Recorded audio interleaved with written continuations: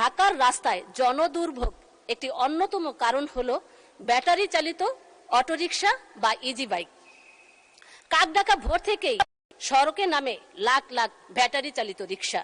Battery চালিত রিক্সায় কম খরচে সহজে দ্রুত গন্তব্যে পৌঁছানো যায়।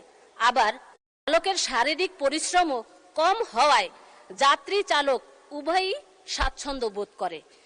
আর এসব রিক্সায় কার্বন নিঃসরণের তেমন একটা না হওয়ায় পরিবেশের জন্য ইতিবাচক।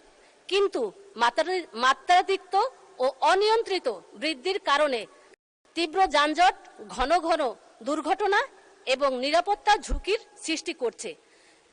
চালকরা অদক্ষ হওয়ায় এবং তাদের কোনো ধরনের লাইসেন্স, প্রশিক্ষণ বা ট্রাফিক জ্ঞান না থাকায় সড়কে বিশৃঙ্খলা তৈরি হচ্ছে।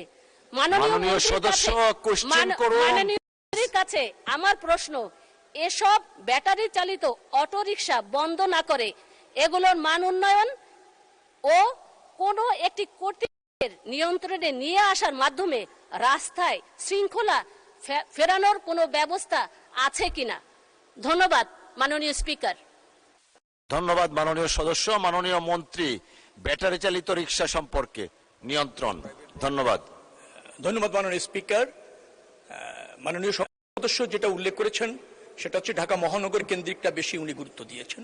এটা সিটি কর্পোরেশন এবং ট্রাফিক বিভাগ নিয়ন্ত্রণ করে, যোগাযোগ মন্ত্রণালয় এটা নিয়ন্ত্রণ করে না, তার এখানে হস্তক্ষেপের সুযোগও কম।